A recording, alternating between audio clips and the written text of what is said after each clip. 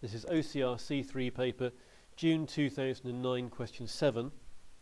We've got to express 8 sine theta 6 cos theta in the form of r sine theta minus alpha. And we're told r is greater than 0 and alpha lies between 0 and 90 degrees. First thing I do in these questions is refer back to this. We've got over here sine of theta minus alpha. Where in your formula books it tells you what you do for sine of a minus b, and that matches up with this really. The theta is just the a and the alpha is just the b.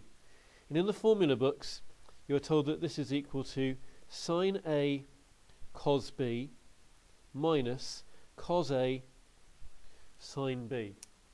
So if we put the alphas and the thetas in place of here, that tells us that sine theta minus alpha is going to be sine theta cos alpha minus cos theta sine alpha.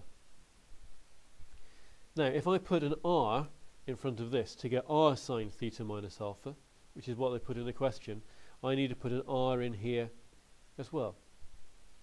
So now I've got this equals this, and this has to equal this. So what I'm going to do now is I'm going to look at comparing that and this.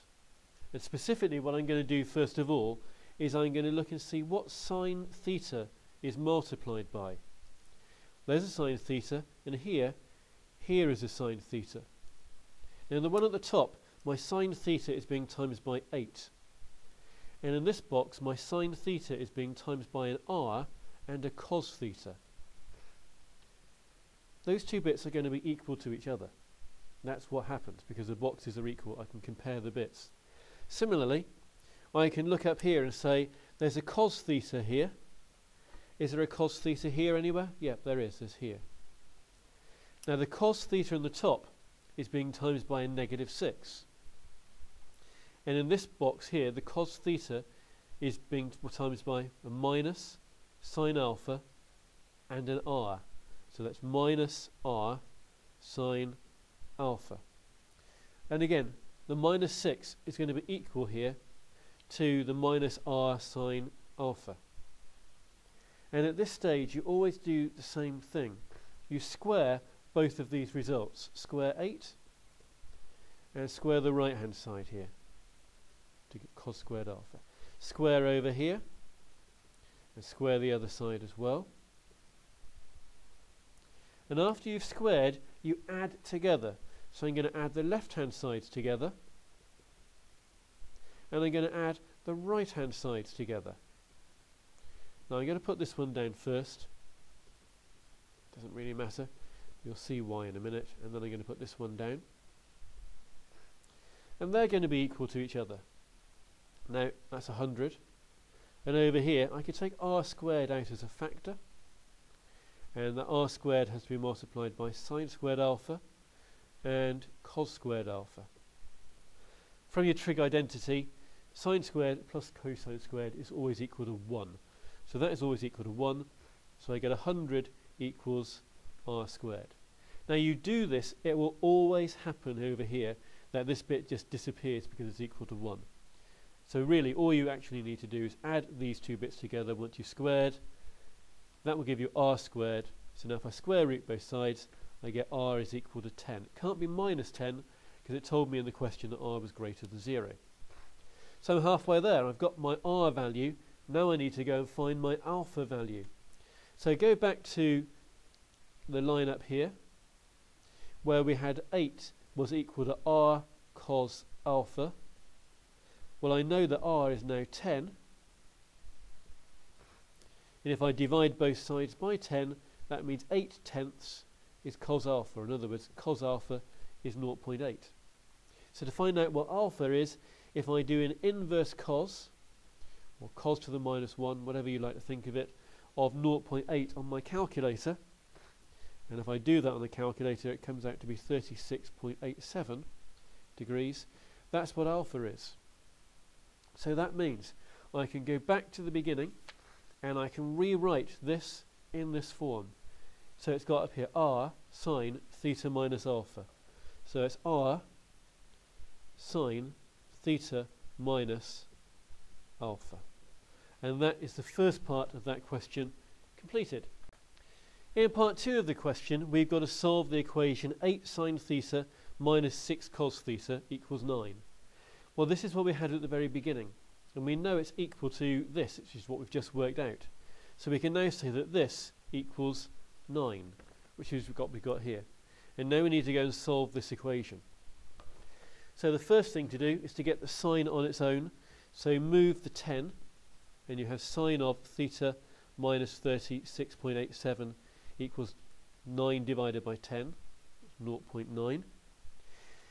So now, if you inverse sine, again, however you want to do it, I'm writing this time the minus 1 notation, 0.9, that will give you a value for theta minus 36.87.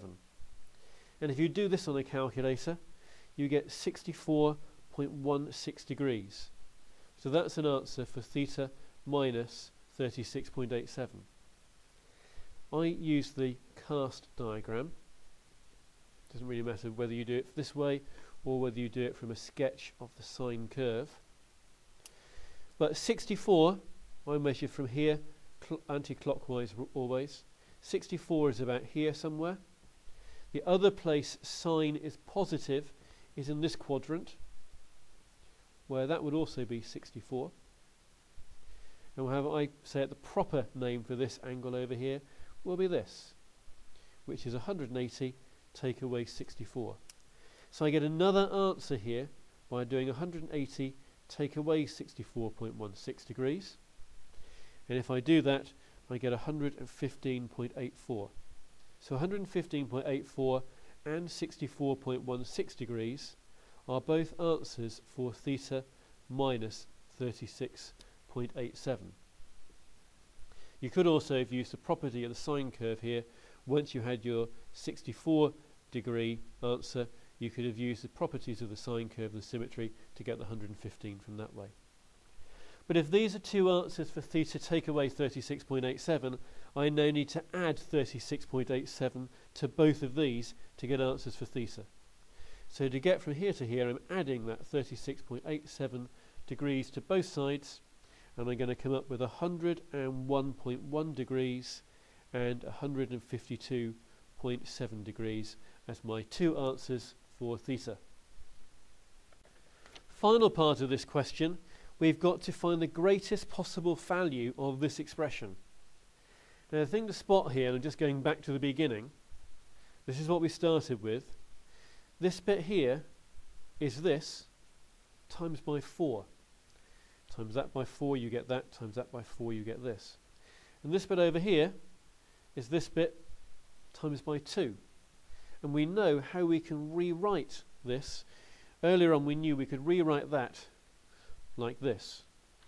So that means I can rewrite this statement here as this is over here 4 lots of 10 sine theta minus 36.87. And over here, this bit I'm taking away is, I've already said it's double, this is 2 lots of 10 sine theta minus 36.87. And I'm trying to find the greatest possible value this can be. And it's a taking away sum. So what I want to get the greatest value is to take away something big. Sorry, is to have something big, take away something small. The biggest sine can be, the sine curve only goes up as high as 1. So the biggest the value that this bit here can be is 1. Which means the biggest that this bit here, now there's a 10 in front of it, is 10. And when I'm timesing it by 4, the biggest it can now be is 40. So that was 1 times by 10 times by 4 is 40. If I look over here, the smallest sine can be is minus 1. That's as far down as the sine curve goes. Times it by 10, minus 10. Times it by 2, minus 20. That's the smallest that bit can be, and I'm doing a taking away.